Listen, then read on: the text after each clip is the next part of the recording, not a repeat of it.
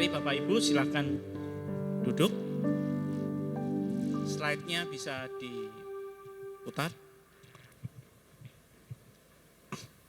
Bapak Ibu, selamat pagi. Kita dukung Abuna dalam pelayanannya. Slide-nya bisa dimulai. Jadi hari ini judulnya adalah kapal karam, ya. Saya menyiapkan khotbah ini, saya tanya Tuhan mau khotbah apa ya bulan Februari. Tuhan bilang kapal karam. Lalu saya mulai mencari segala informasi tentang kapal karam. Nah, ternyata yang menarik Bapak Ibu, di dalam Alkitab kita itu ada kejadian kapal karam 3 kali. Yaitu 1 kali di perjanjian lama dan 2 kali di perjanjian baru. Nah, kita akan pelajari 3 kejadian ini, lalu apa yang akan kita pelajari? Ternyata itu sangat relevan dengan kehidupan kita sehari-hari, bahkan kehidupan saya pribadi pun. Ya, nah, kapal karam itu bisa diidentikan bukan hanya tentang keuangan saja Bapak Ibu yang karam, tapi juga bisa kesehatan karam, ya, ataupun hubungan kita karam dengan keluarga kita, anak, cucu, istri, suami bisa karam. Juga ternyata bisa juga di dalam pelayanan karam juga. Jadi karam ini meliputi seluruh aspek hidup kita di mana itu jatuh. Nah, kita akan pelajari yang pertama, slide-nya. Kita pelajari yang pertama ya, yaitu Nabi Yunus. Kita tahu ya Nabi Yunus di kitab Perjanjian Lama.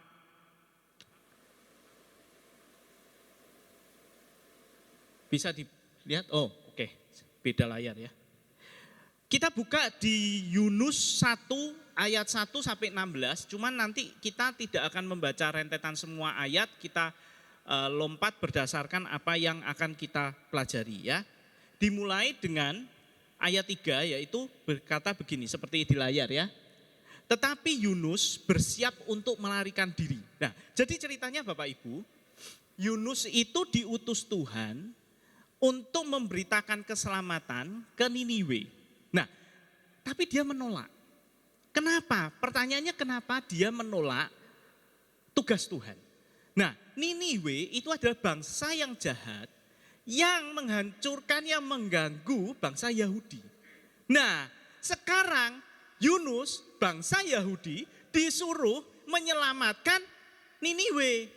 Jadi secara logika dia bilang enggak mau, dia musuh saya. Seharusnya Tuhan engkau hancurkan Niniwe karena kejahatannya. Tapi Tuhan bilang enggak, engkau ke sana selamatkan mereka, beritakan kebenaran. Nah, karena dia menolak, Yunus menolak, maka dia melarikan diri. Maka dikatakan tetapi Yunus bersiap untuk melarikan diri. Berarti Yunus dalam hal ini tidak taat. Ya, tidak taat perintah Tuhan. Lalu ayat 4. Tetapi Tuhan menurunkan angin ribut ke laut, lalu terjadilah badai besar sehingga kapal itu hampir terpukul hancur. Belum hancur, hampir. Nah, kadang hidup kita, karam itu sudah hampir. Tapi belum. Ya. Lalu di ayat 7 berkata begini, lalu berkatalah mereka satu sama lain. Jadi ini sesama di dalam kapal ya, mereka berbicara, tapi bukan Yunusnya yang berbicara. Marilah kita membuang undi supaya kita mengetahui karena siapa kita ditimpa oleh malapetaka ini.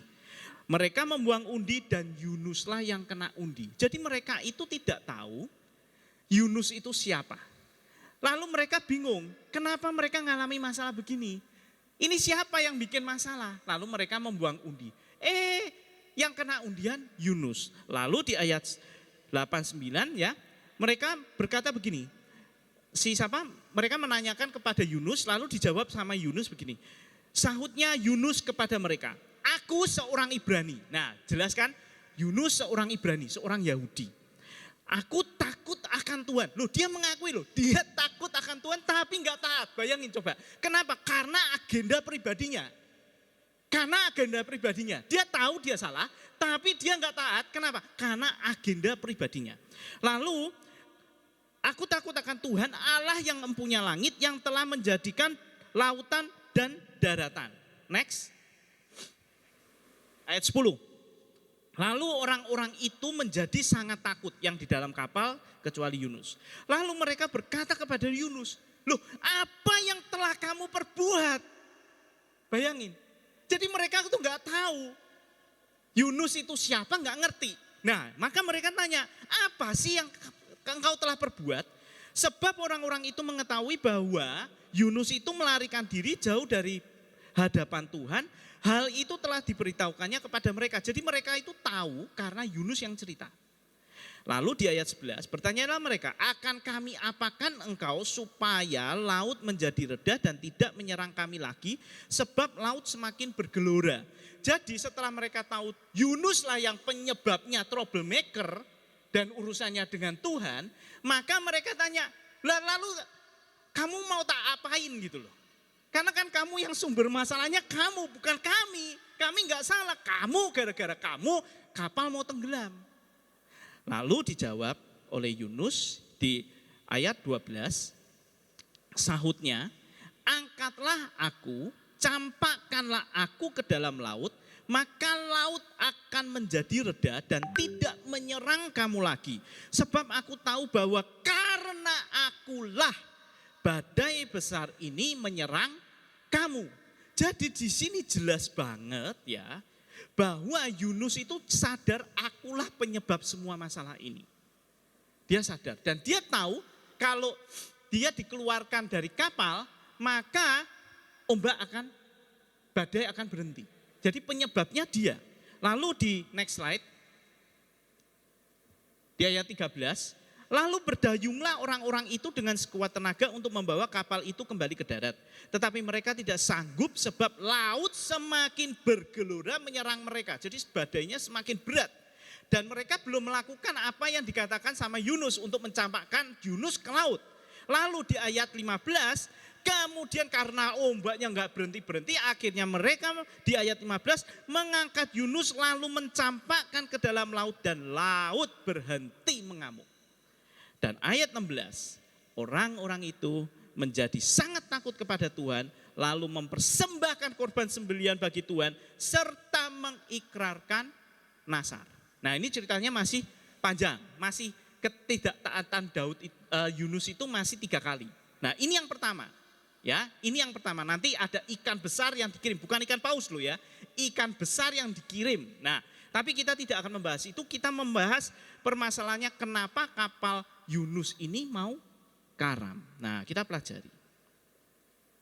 Next. Jadi kita mulai dengan what happened, apa yang terjadi? Yang terjadi Bapak Ibu, seringkali di dalam hidup kita terjadi kapal karam hidup kita. Itu karena ketidaktaatan kita. Tuhan sudah bilang A, kita enggak mau lakukan. Kita ngelawan. Intinya tuh tidak taat aja. Nah lalu kita kalau telaah dari siapa? Di sini ternyata ada 2 kelompok. Yaitu Yunus yang tidak taat, hamba Tuhan. Ya, dan orang-orang lain yang di kapal yang ikut bersama-sama dengan Yunus. Nah ternyata Bapak Ibu, kalau kita lihat berarti ketika engkau bersama dengan orang yang tidak taat dan Tuhan lagi mau memproses urusan sama dia, kita ikut karam. Kita ikut karam. Contoh, suami umpama disuruh ngampuni istri, atau istri yang biasanya sulit untuk mengampuni suami, ya kan? Disuruh ngampuni suami, enggak mau. Enggak mau Tuhan, dia jahat. Dia menyakiti hatiku. Iya tahu, yang salah memang suaminya. Istrinya tetap, aku hamba Tuhan, aku tahu kebenaran Allah, tapi aku enggak taat. Enggak bisa Tuhan, enggak bisa. Maka kalau Tuhan sudah menentukan untuk engkau belajar memaafkan, maka yang terjadi adalah badai dikirim. Begitu badai dikirim, kapal hampir tenggelam, suami kena enggak? Kena. Anak-anak kena enggak? Kena. Enggak cuma sang istri yang diproses, enggak mau mengampuni suami, enggak. Semua satu kapal kena. Solusinya gimana? Ya kan? Kenapa? Karena satu orang yang sudah diperintah Tuhan enggak mau, itu why. Kenapa? Ya karena cuma satu orang enggak mau taat. Ya. Nah, lalu di mana itu kejadiannya? Di dalam hidup kita. Dimanapun bisa terjadi. Lalu ketika apa? Ketika enggak taat, udah gitu aja. Ketika kamu ngelawan Tuhan, ketika enggak taat. Nah, solusinya gimana? How? Tadi kayak Yunus, aku yang salah. Aku yang salah. Ya solusinya berarti engkau yang harus kembali ke jalan yang benar.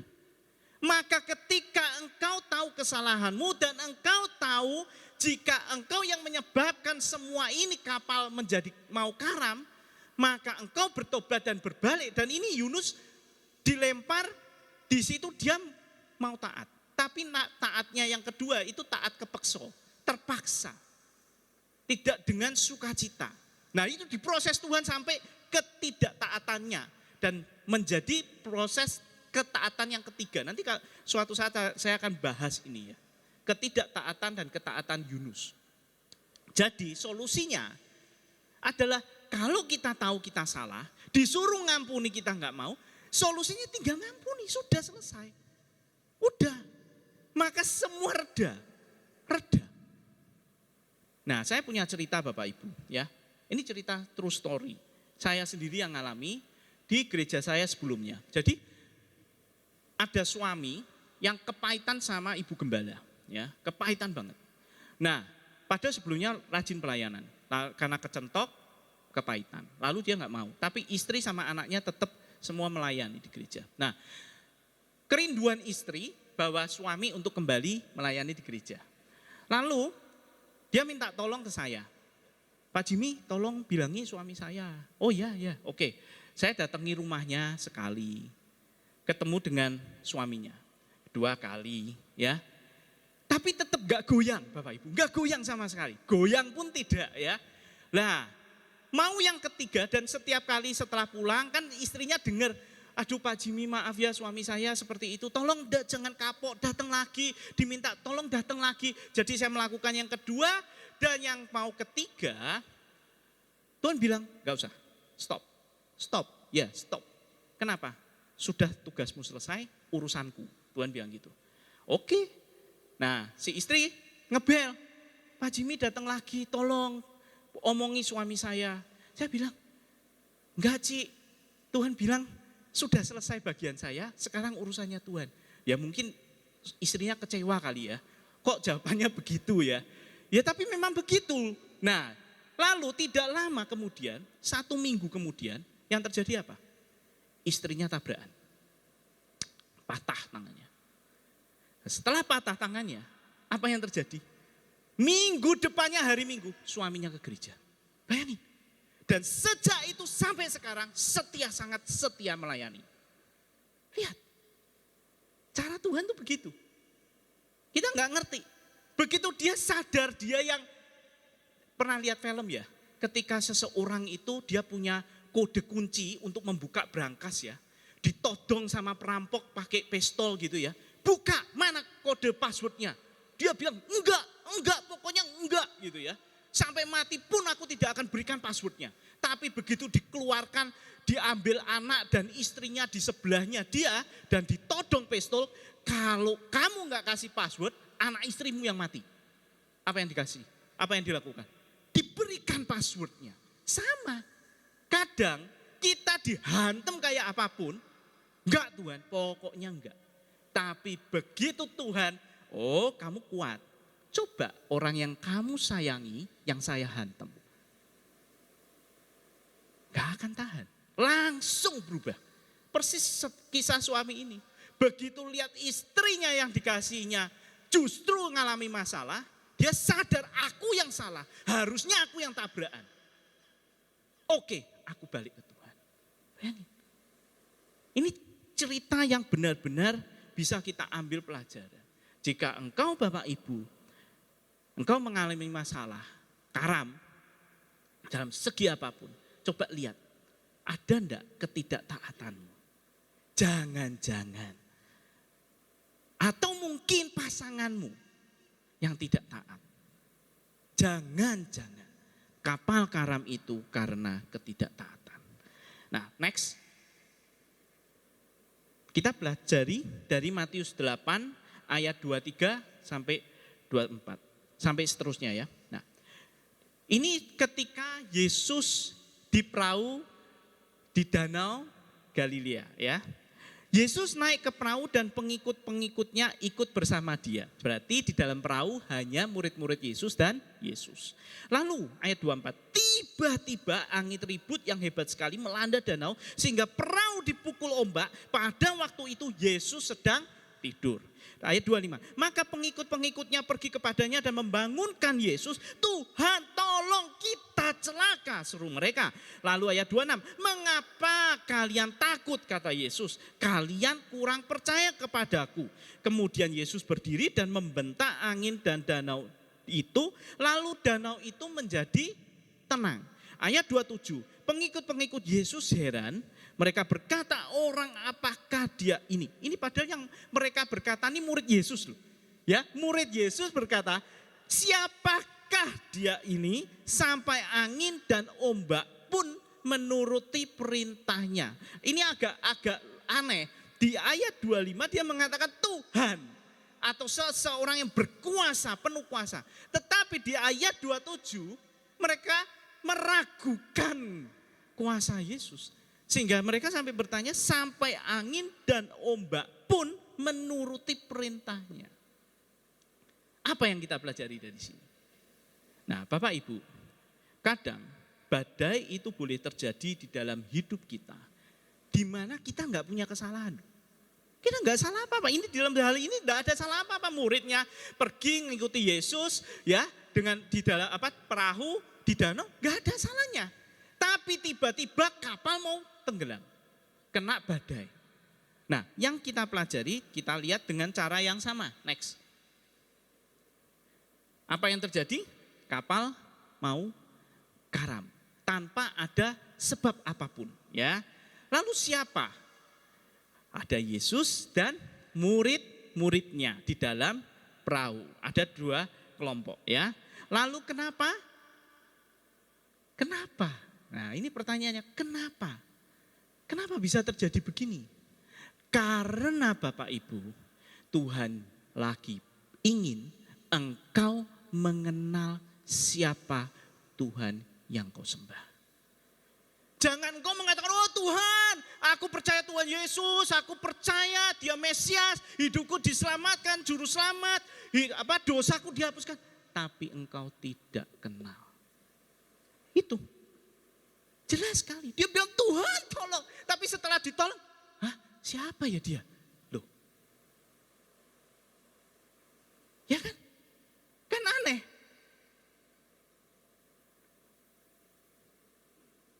Kisah Ayub. Ayub itu orang yang sangat takut akan Tuhan. Betul? Ya? Sangat takut, sangat taat. Tiba-tiba hidupnya boom, karam berat. Ya toh, anak mati semua, kekayaan habis, fisiknya kena, sakit penyakit. Karam kan? Wah, karamnya itu berat sekali, karam yang sangat berat. Lalu dia punya salah apa? Wong Tuhan aja memuji dia di depan si iblis. Tidak ada seorang hambaku yang taat seperti dia. Loh, berarti kan tidak ada salahnya. Lalu apa masalahnya? Kenapa kok bisa diproses seperti itu? Baca yang di pasal terakhir. Ayub berkata begini, akhirnya, lihat, akhirnya berarti kesimpulan terakhir dari semua kejadian, dia akhirnya mengatakan, akhirnya aku mengenal siapa Allahku. Bukan saja dari yang aku dengar, tapi aku sekarang mengenal. Lihat, artinya Tuhan memproses Ayub begitu berat, karena Tuhan ingin dikenalinya. Bukan diketahui, tapi dikenali. Nah, sama di sini. Di badai ini, Tuhan ingin menunjukkan apakah engkau kenal siapa aku. Engkau menyebut saya Tuhan, tapi engkau tidak mengenal kuasaku. Kalau engkau mengenal kuasaku, maka engkau tidak perlu ribut bahwa kapal akan karam. Karena selama ada aku, di mana badai pun tunduk, maka kapal tidak akan pernah karam. Jadi Bapak Ibu, kalau saat ini kondisimu ada karam, lihat ada kesalahan enggak? Kalau enggak ada, artinya Tuhan lagi ingin dikenali. Maka where kejadian ini bisa terjadi di mana saja. Dan kapan? Kapan saja kita enggak tahu, kita enggak punya salah kok tiba-tiba ya Tuhan pengen, aku pengen engkau mengenal aku. Ya sudah, proses jalan. Dan maka solusinya bagaimana adalah ya engkau cari Tuhan. Enggak ada solusi lain, cari Tuhan. Cari Tuhan. Mungkin kau sekian lama jadi orang Kristen, tapi pergi ke gereja seperti kapal selam. Hanya Natal. Natal muncul, setelah Natal hilang, di bawah permukaan terus. Nah Tuhan mungkin ingin mengenal engkau. Tuhan ingin engkau kenal Tuhan juga. Sehingga apa yang dilakukan Tuhan melalui proses yang berat, maka engkau otomatis akan kenapa Tuhan? Karena setiap orang yang mengalami proses dan tidak ada kesalahan, dia akan bertanya begini, Tuhan kenapa? Kenapa? Apa salahku Tuhan? Dan ketika Tuhan tidak ada, bilang tidak ada salah. Maka itu adalah proses di mana engkau mungkin jauh dari Tuhan. Engkau tidak kenal siapa Tuhanmu yang hidup itu. Engkau berkata, Tuhan berikan aku mujizat. Dan ketika Tuhan ingin menunjukkan mujizatnya melalui proses, engkau berkata, aduh berat. Ingat Bapak Ibu, mujizat itu terjadi ketika engkau ada masalah. Betul? Dan kalau engkau tidak punya engkau taat, gak ada masalah, dan engkau berkata, Tuhan aku ingin mujizat, ya Tuhan akan hadirkan sesuatu, dan engkau berteriak kepada Tuhan seperti Ayub, dan minta Tuhan tolong aku, dan Tuhan menolong, dan engkau akhirnya mengatakan seperti yang Ayub katakan, akhirnya aku mengenal siapa Allah yang kusembah. Ngerti? Dan disitulah terjadi mujizat. Mari kita lanjut dengan kisah yang ketiga. Kisah yang ketiga ini adalah di kisah para rasul, di mana Paulus itu di dalam perahu bersama-sama dengan dengan tentara Romawi dan mungkin selain orang Romawi ya, itu dalam perjalanan ke Italia. Nah, pertanyaannya, kenapa ke Italia? Karena Paulus itu di ayat sebelumnya, itu dia sebenarnya kan dituduh pembuat kekacauan oleh bangsa Yahudi. Nah, lalu dihadapkan ke kaisar di Yahudi. Nah, Paulus itu minta banding. Jadi sebenarnya kasusnya dia tuh selesai di lokal. Tapi dia minta banding ke kaisar, kenapa? Karena dia orang Roma. Nah, ketika dia minta banding ke Roma, ke Italia, ya, maka yang lokal itu kalah apa ya? Kayak pengadilan tinggi dengan pengadilan apa yang di pusat itu apa namanya berarti? Apa? Mahkamah Agung, ya, MA. Makasih Pak Rahmat. Ya, MA. Jadi Paulus itu sudah selesai di pengadilan tinggi, menang. Tidak ada masalah. Tapi dia minta banding. Nah, karena minta banding, di atasnya adalah ke Kaisar Roma. Maka dia dibawa oleh tentara ke Italia menghadap Kaisar. Nah, pertanyaannya, why? Kenapa? Kita baca. Di ayat 1 ya, setelah diputuskan bahwa kami harus berlayar, jadi ini Paulus ya, kaminya itu Paulus, harus berlayar ke Italia, Paulus dan beberapa orang tahanan yang lain diserahkan kepada Julius perwira pasukan tentara Roma yang disebut Resimen Kaisar. Ya, jadi Paulus dan para tahanan mau dibawa ke Italia. Ya, jadi di dalam perahu nanti ada tentara Romawi. Lalu di ayat 10, saudara-saudara, menurut pendapat saya, ini Paulus yang bilang ya, adalah sangat berbahaya kalau kita berlayar terus. Kita akan mengalami kerugian besar, bukan hanya pada muatan kita dan kapal kita, tetapi jiwa kita pun dapat hilang. Jadi ini Paulus, ini sudah ngerasa, wah ini kalau berlayar, cuaca kurang baik, ini bahaya. Lalu di ayat 11, tetapi perwira itu lebih percaya kepada jurumudi dan kapten kapal daripada kata-kata Paulus. Ayat 14, tetapi tak lama kemudian angin ribut, yaitu angin yang disebut angin timur laut, membadai dari darat dan memukul kapal mereka. Oke, next. Berhari-hari lamanya, ayat 20, kami tidak melihat matahari dan bintang. Bayangin, berhari-hari itu berarti lebih dari sehari 2 hari, gelap total. Dan angin terus-menerus mengamuk. Akhirnya lenyaplah harapan kami untuk selamat. Jadi ketika engkau Bapak Ibu mengalami masalah yang engkau lihat tidak ada jalan keluar, gelap semuanya tertutup, maka harapanmu untuk selamat pun juga bisa hilang. Wah, habis Tuhan, habis. Kali ini habis. Lalu di ayat 21, beberapa waktu lamanya orang-orang itu tidak makan. Bayangin loh, berarti selama di kapal itu tidak makan. Dan isinya cuma ketakutan.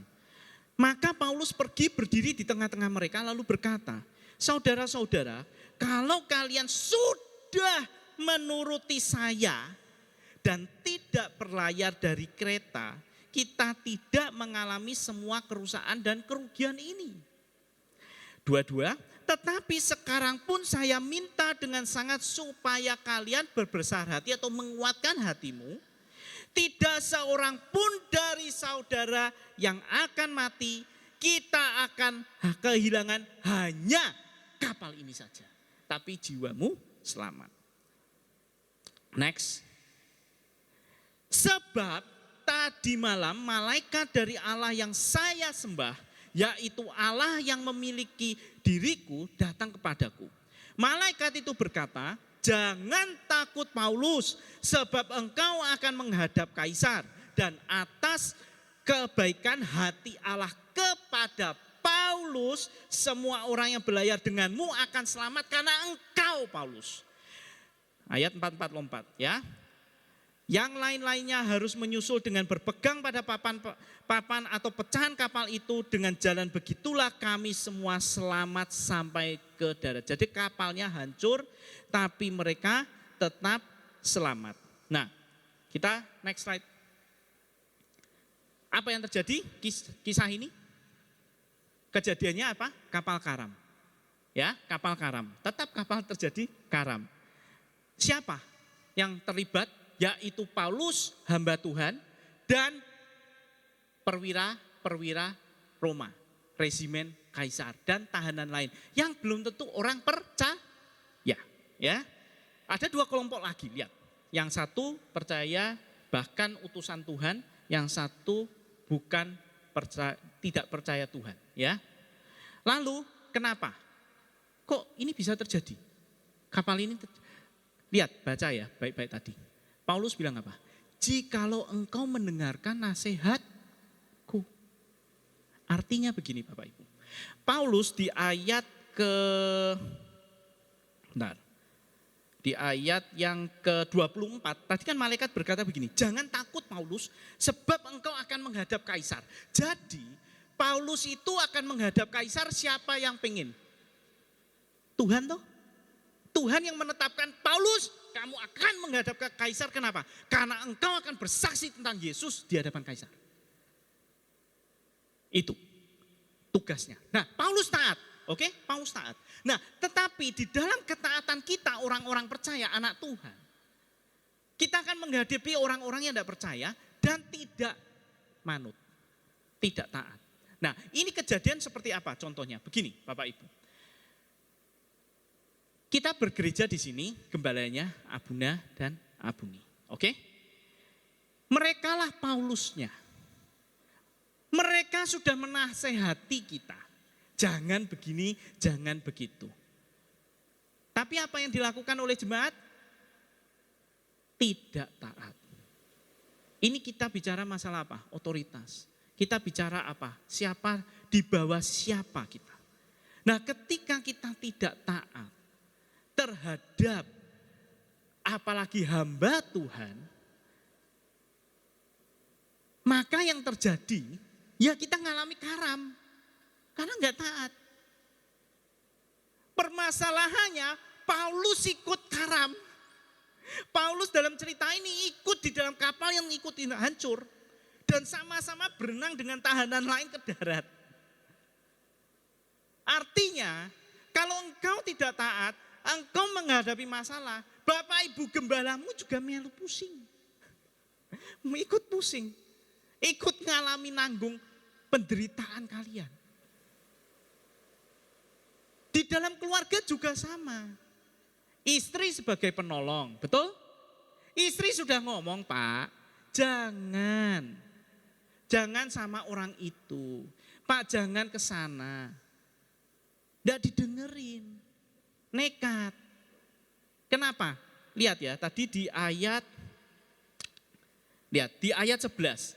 Tetapi perwira itu lebih percaya kepada jurumudi dan kapten kapal daripada kata-kata Paulus. Artinya apa? Anak Tuhan, engkau ya Bapak Ibu kan anak Tuhan, lebih percaya kepada jurumudi dan kapten kapal.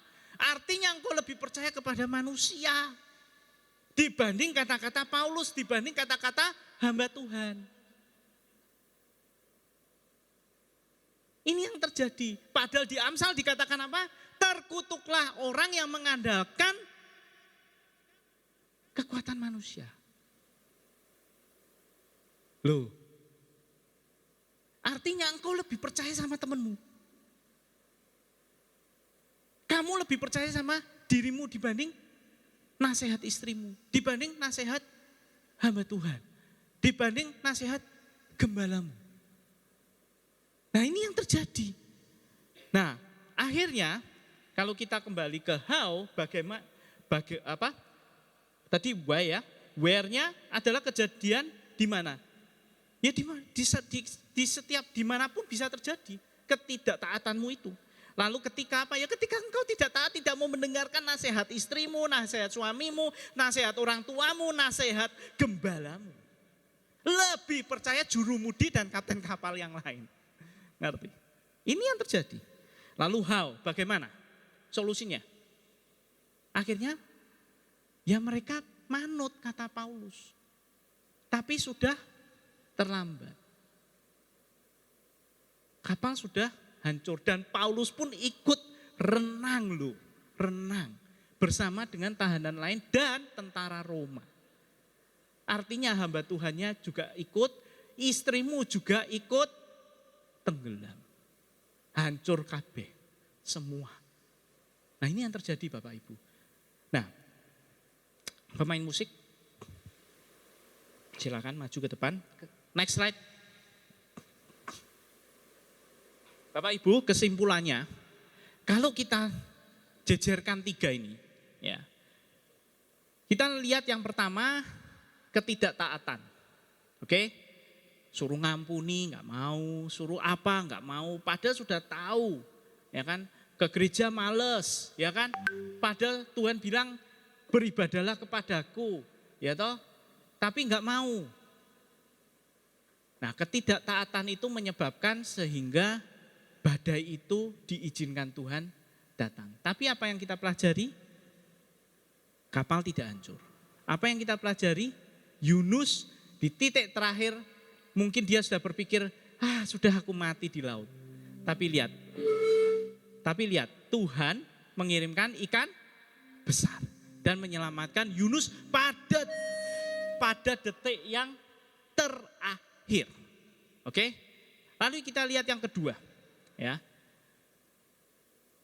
Semua juga sudah teriak-teriak, waduh Tuhan hampir tenggelam. Sudah enggak kuat Tuhan. Lalu apa yang diinginkan oleh Tuhan dalam hal ini adalah engkau mengenal Tuhan. Belajar mengenal Tuhan. Artinya Tuhan itu sedang menghampiri engkau dan berkata, "Nak, kenali aku."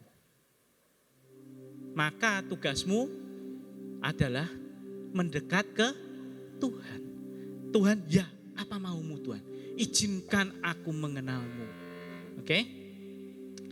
Lalu yang ketiga, kasus Paulus.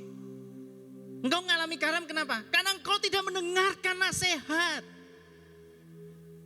Amsal juga berkata apa? Nasihat dari orang yang engkau percayai adalah seperti batu permata. Artinya ketika orang yang kau percayai di sebelahmu, ya, seperti hamba Tuhan, gembalamu atau istrimu atau suamimu, orang tuamu, itu adalah orang yang kau percayai dan mereka seperti batu permata. Dan engkau mendengarkan nasihat mereka, maka engkau akan selamat. Tapi kalau engkau tidak mau mendengarkan dan engkau lebih percaya pada jurumudi dan yang lain, temanmu, yang sebenarnya engkau tidak bisa percaya 100%. Ya, yang terjadi adalah tenggelam. Tetapi Bapak Ibu, yang hebat kalau Bapak Ibu pelajari dari 3 kisah ini, dan ini pun juga menguatkan saya, Tuhan tidak pernah gagal. Tidak pernah gagal.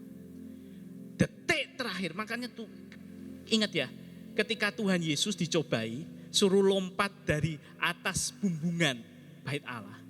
Dan iblis mengatakan, "Lompat. Jika engkau anak Allah, maka Allah akan mengirimkan malaikat untuk menatang engkau, supaya kakimu tidak terantuk." Ya kan? Itu ayat dari mana? Di Mazmur. Dan Tuhan berjanji, jika engkau jatuh tidak sampai tergeletak. Sebab Tuhan akan mengangkat engkau pada detik terakhir. Dan kisah ini bisa dilihat, Yunus, dia dilempar, ya Tuhan aku salah, ya minta ampun. Aku salah, wes hukum aku Tuhan, aku layak untuk dihukum. Dan ketika dia sudah dihukum, dicampakkan ke laut, tiba-tiba ikan besar menelan dia, menyelamatkan dia. Ya, Tuhan tidak pernah terlambat, saudara-saudara. Yang kedua, Yesus juga dengan tenang tidur, ya kan?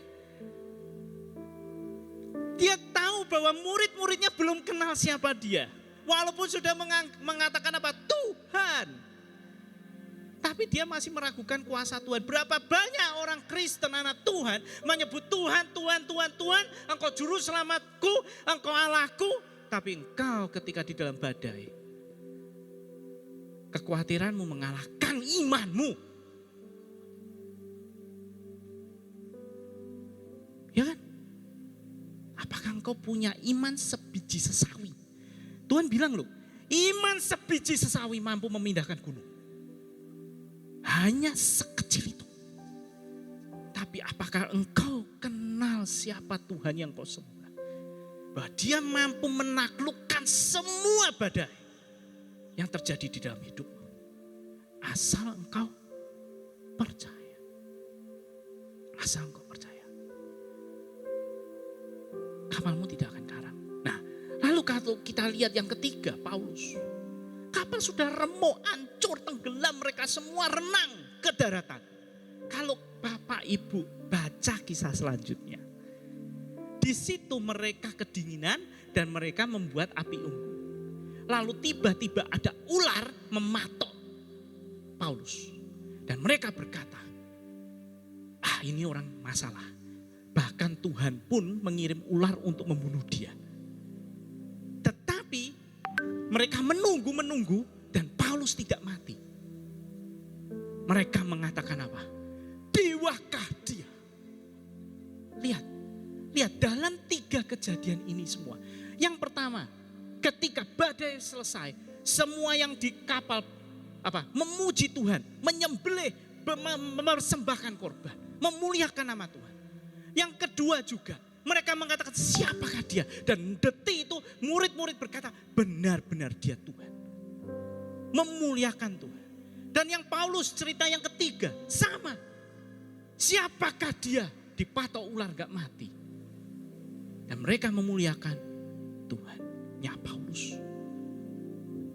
Bapak Ibu, Tuhan tidak pernah gagal. Dia selalu yang pemenangnya yang terakhir. Dia selalu pemenangnya. Gak usah khawatir. Karena apa? Karena di akhir semua kejadian,